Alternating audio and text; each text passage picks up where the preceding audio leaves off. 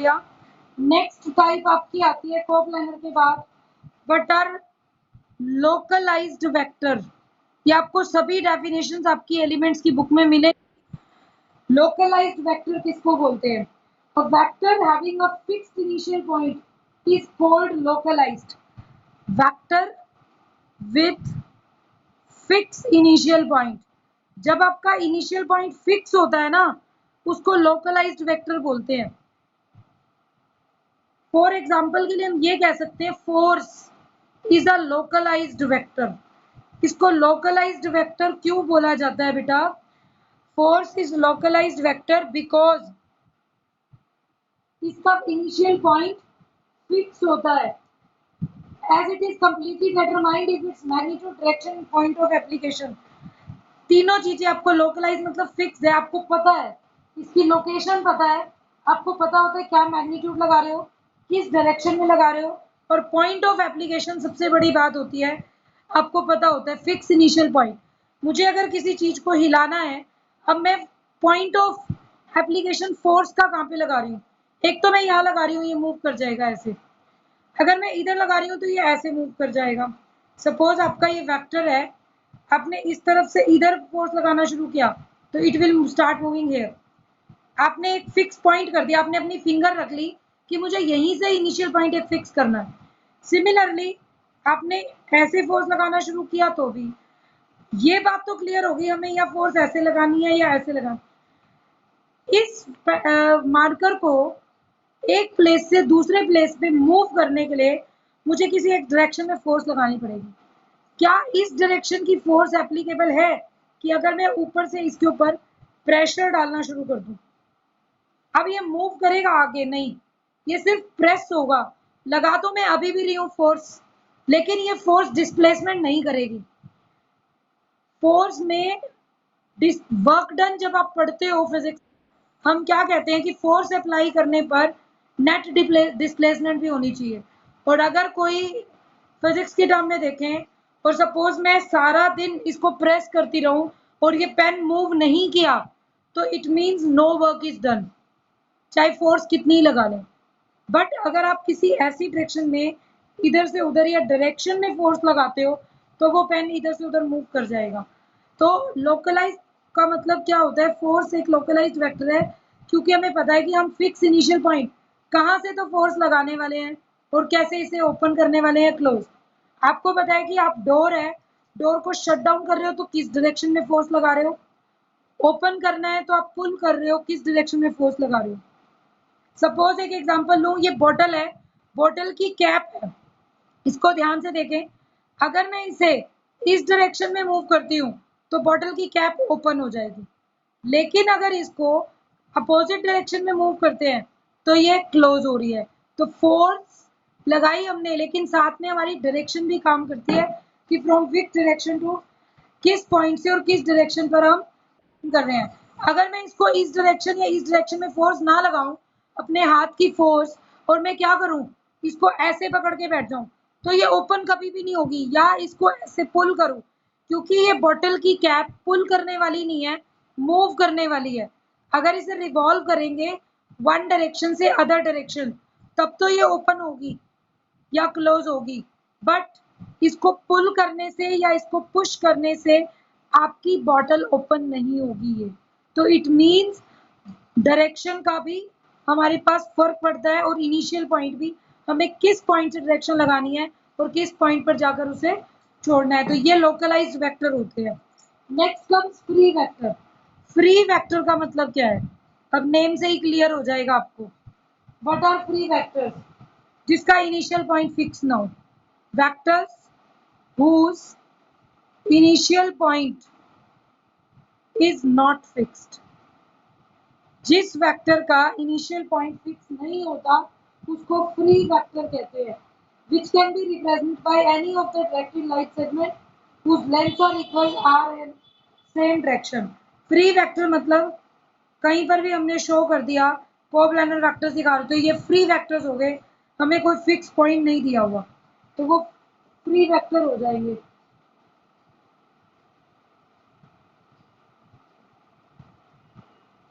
जैसे कि ये लेंथ ले ली, ये ले ली, हमने कह दिया ये वेक्टर्स इक्वल है, कुछ है तो फ्री वेक्टर्स हो जाएंगे। फिर नेक्स्ट आपके पास टर्म आएगी negative of a vector.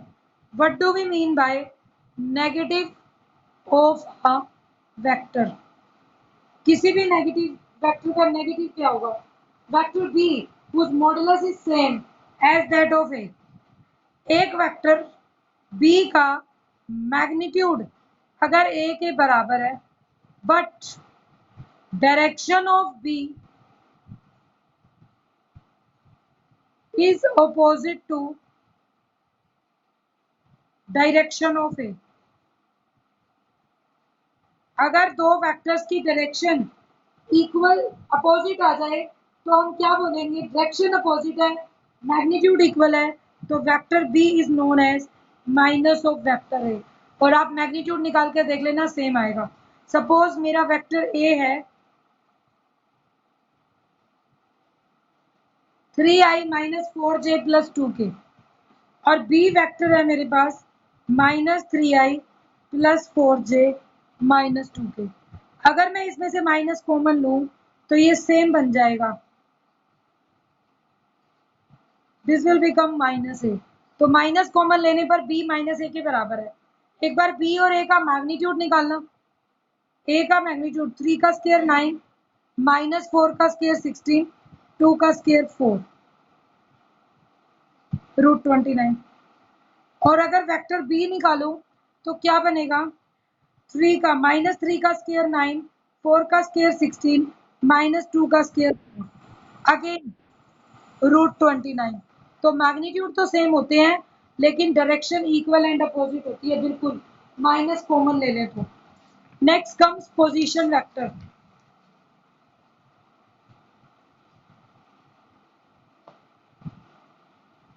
Position vector को ध्यान से समझेंगे, हर क्वेश्चन में बार बार पोजीशन वेक्टर वर्ड यूज होता है। पोजीशन वेक्टर कहाँ यूज होता है? देखिए, ओ अगर फिक्स करे तो if O is fix point and A be any other point,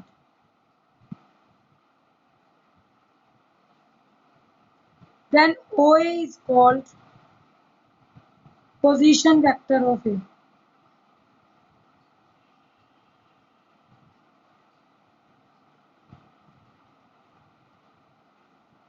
OA को A पॉइंट का पोजीशन वेक्टर बोलेंगे और जनरली हम स्मॉल लेटर्स में भी लिख देते हैं, A is position vector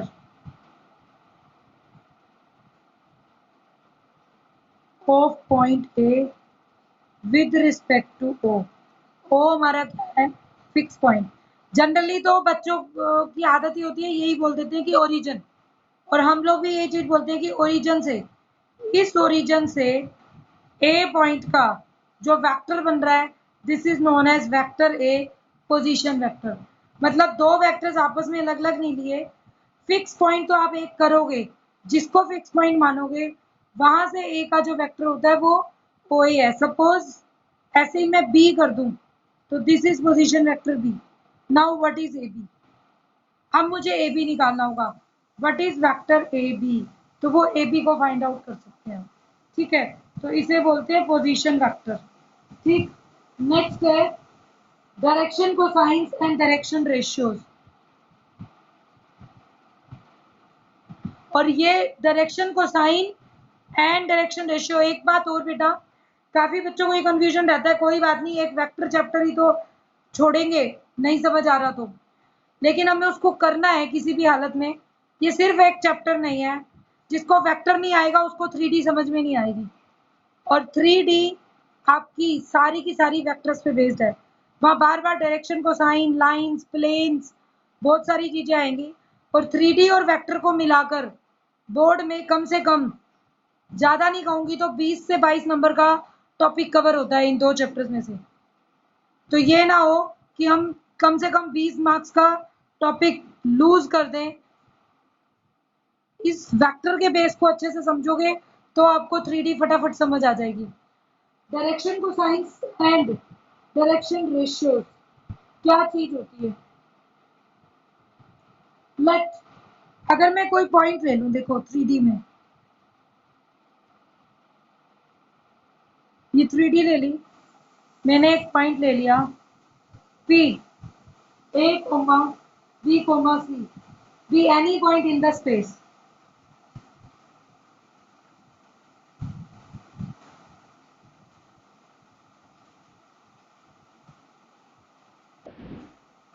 Let P, A, B, C be any point in the space.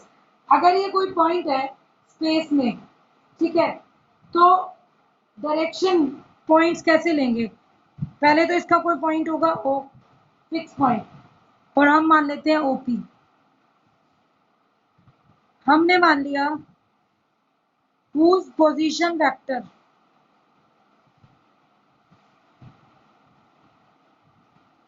is R, जिसका पोजीशन वेक्टर क्या ले लिया R।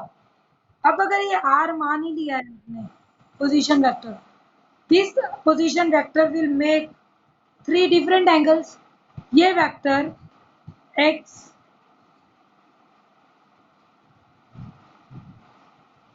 y और z के साथ, तीनों के साथ कुछ ना कुछ एंगल बनाएगा। हमने सपोज कर लिया ये x के साथ एंगल बनाता है यही वेक्टर अल्फा, y के साथ बनाता है बीटा, और z के साथ बनाता है गामा। ठीक है, लेट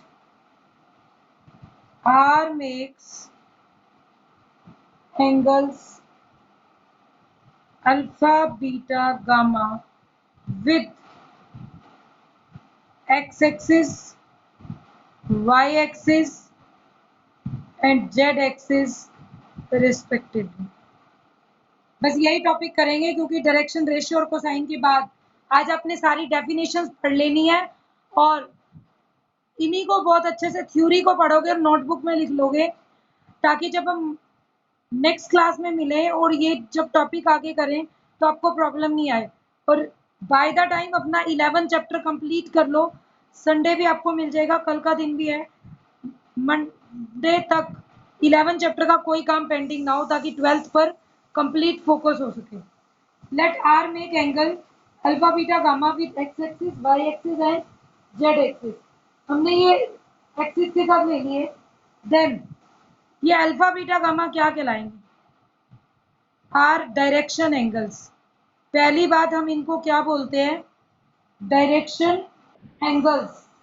ठीक है, ऑफ वेक्टर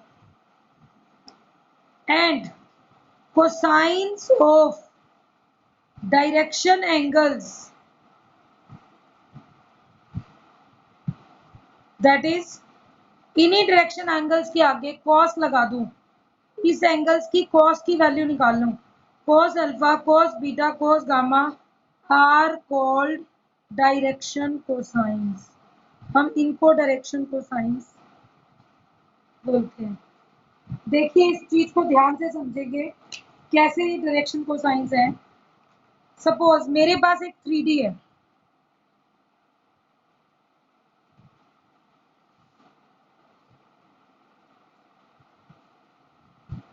ठीक है, ये आपका 3D प्लेन हो गया।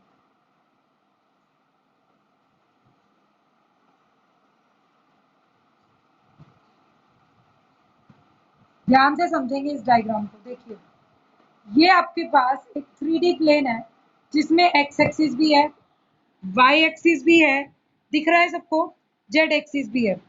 अगर इस 3D प्लेन में कहीं पर भी एक वेक्टर दिखे तो ये वेक्टर एक्स एक्सिस के साथ भी कुछ एंगल, ये वेक्टर बीच में है बेटा, कहीं जो एक्स के साथ भी कुछ एंगल बना रहा है, कहीं पर भी हो सकता है प्लेन में। अब प्लेन में कहीं पर भी होने का मतलब ये एक्स के साथ भी कुछ एंगल बनाएगा, वाई के साथ भी एंगल बनाएगा, जेड के साथ भी एंगल बनाएगा। This is your X axis, Y axis and Z axis. अगर एक्स वाई जेड मुझे ये गिवन है, ठीक है, और अब अगर ये वेक्टर कहीं पर भी ले लिया तो अब ध्यान से देखेंगे, ये इस एक्सिस के साथ एक एंगल बना रहा है, ठीक है, सिमिलरली इस एक्सिस के साथ यहाँ भी एक एंगल बना रहा है, और सिमिलरली एक एंगल जेड एक्सिस के साथ भी बनाएगा। तो आपका वेक्टर एक्स, वाई और जेड तीनों एक्सिस के साथ एंगल बनाता है, जिनका नाम हमने ले लिया अल्फा, बीटा एंड गामा। अगर इन्हीं तीन एंगल्स को का कोसाइन ले लिया जाए, that is known as direction cosine of this vector R. ये जो वेक्टर आर आपने लिया है, इस वेक्टर के डायरेक्शन कोसाइन कहलाएंगे। ये आपके फिक्स हैं, एक्स, वाई और जेड जो आपने लिए हुए हैं बेटा, ये आपके फिक्स है। मैंने यहाँ पर एक वेक्टर ले लिया बीच में, कहीं पर भी ये वेक्टर होगा, ऐसे भी हो सकता है। तो ये एक्स के साथ भी एंगल बना रहा है, वाई के साथ भी, जेड के साथ 90 बना देगा, उसमें कोई दिक्कत नहीं है। और ये ऐसे भी हो सकता है, वेक्टर ऐसे भी हो सकता है, वेक्टर इस प्लेन में भी हो सकता है, जो शायद वाई जेड के साथ तो एंगल बनाए और एक्स के साथ कितना बनाएगा, 90। इस प्लेन में भी हो सकता है एंगल, देखिए इस डायरेक्शन से शो करूं तो इस प्लेन में भी हो सकता है। तो अब ये एक्स और जेड के साथ बनाएगा, वाई के साथ 90 ले लेगा। तो हमें यही चीजें समझने की है, प्लेन में भी है और रेंडमली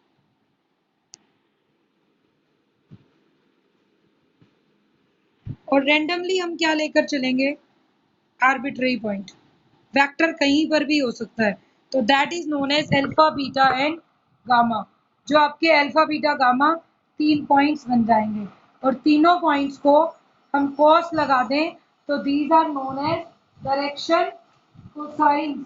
और हम इनको यूजली डिनोट किससे करते हैं, हमेशा एल को बोलते हैं कोस अल्फा, एम को बोलते हैं कोस बीटा और एन को बोलते हैं कोस गामा। सबसे इंपॉर्टेंट प्रॉपर्टी, डायरेक्शन कोसाइंस का स्क्वायरिंग एडिंग कर दूं तो it is always equal to 1। Direction cosines का स्क्वायरिंग एडिंग कर दें तो it is always equal to 1। तो ये क्या बनेगा, that is L square plus M square plus N square is equal to 1 होता है। अब इसी के बेस पर आते हैं डायरेक्शन रेशियोज। जिसको कोसाइन समझ आ गए, तो अब रेशियोज में देखो क्या है। डायरेक्शन रेशियोज, थ्री नंबर्स, कोई भी तीन नंबर हो, three numbers A B C proportional to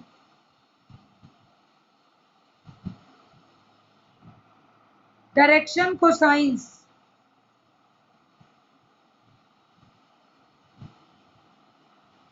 L, M, N are called direction ratio।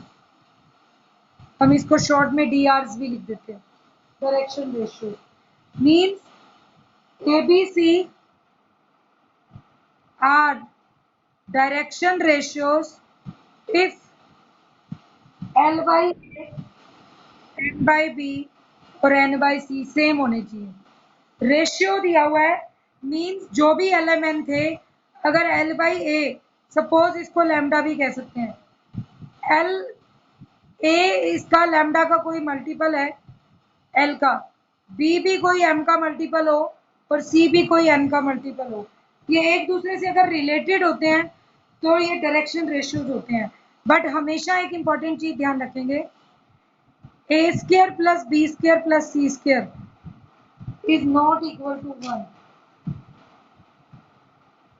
Direction ratio की स्क्वायरिंग एडिंग 1 होती है, इनकी स्क्वायरिंग एडिंग 1 नहीं होती। रेशियो और कोसाइन में ये फर्क है, लेकिन ये बात थी डेफिनेशन की। अगर इस चीज को एग्जांपल से देखा जाए तो बहुत इंटरेस्टिंग चीज है। एग्जांपल से देखिए तो सपोज मैंने एक वेक्टर ले लिया, 2 पॉइंट्स ले लिए ए और बी, ए के पॉइंट ले लिए 1 2 3 और यहाँ लिया 3 5 -4। अगर आपको कोई बोले कि इस वेक्टर के डायरेक्शन रेशियोज लिखो, तो सिंपल काम करना होता है। Direction ratios of A B का मतलब इस लाइन के रेशियोज क्या है, मतलब बी माइनस ए के सारे कंपोनेंट्स लिख दो। क्या आएगा, 3 -1 2 5 -2, इनिशियल पॉइंट, फाइनल में से इनिशियल के पॉइंट्स हटा दो, 5 -2 3 -4 -3 -7। ये क्या है, डायरेक्शन रेशियोज। बट अगर आपको कोई बोले कि डायरेक्शन कोसाइंस निकालो, अब आप एक बात देखो, क्या रेशियो का स्केयरिंग एडिंग 1 बन रहा है? नहीं। 2 का स्केयर 4, 3 का स्केयर 9, 7 का स्केयर 49। ऐड करूं तो नहीं बनता है। तो इट मीन्स ये रेशियो है जिनकी स्केयरिंग एडिंग 1 नहीं होती। कोसाइन बनाने के लिए हम ही पढ़ चुके हैं अभी अभी। यूनिट वेक्टर बना दो ना, उसकी स्केयरिंग एडिंग 1 अपने आप हो जाएगी और वो डायरेक्शन कोसाइन ही बनेंगे। सबसे शॉर्ट तरीका ये है और आप इसी से ही कॉस बनाते हैं। वो सिखाऊंगी आपको, कल वाले लेक्चर में करेंगे हम। अभी मैं सिर्फ आपका कंफ्यूजन क्लियर कर रही हूँ। अगर रेशियो से कोसाइन बनाना हो तो 2 का स्केयर 4, 3 का स्केयर 9, 7 का स्केयर 49।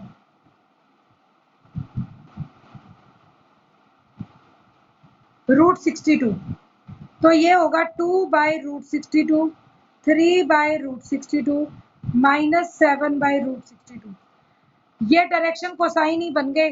अगर आप इनकी स्केयरिंग एडिंग करोगे तो 1 आएगी और वो डायरेक्शन रेशियो ही रहेंगे। तो किसी भी वेक्टर को देखकर ऐसे हम डायरेक्शन रेशियो और कोसाइन फाइंड आउट करते हैं। बट जनरली हम ये बात बोलते हैं, कोसाइन का मतलब ये हो जाता है लाइन कितने एंगल पर झुकी हुई है। रेशियो का मतलब तो ये होता है कि इस लाइन का पूरा झुकाव, क्या पता कहाँ तक फैला हुआ है, ज्यादा भी हो सकता है लाइन का।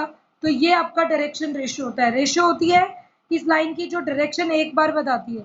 कोसाइंस होते हैं जो सभी का कोस ऑफ एंगल निकाल लेते हैं इसी लाइन का। तो ये फर्क है डायरेक्शन रेशियो और डायरेक्शन कोसाइंस में। तो ये आपका बेसिक अभी भी खत्म नहीं हुआ है। फर्स्ट एक्सरसाइज करने के लिए मिनिमम 1 आवर का एक लेक्चर और लगेगा, जिसमें हम triangle law, parallelogram law, difference of vector, addition of vectors, multiplication, पहले ये चीजें सीखेंगे, फिर हम फर्स्ट एक्सरसाइज पे पहुंचेंगे। ठीक है, तो today we will revise all this.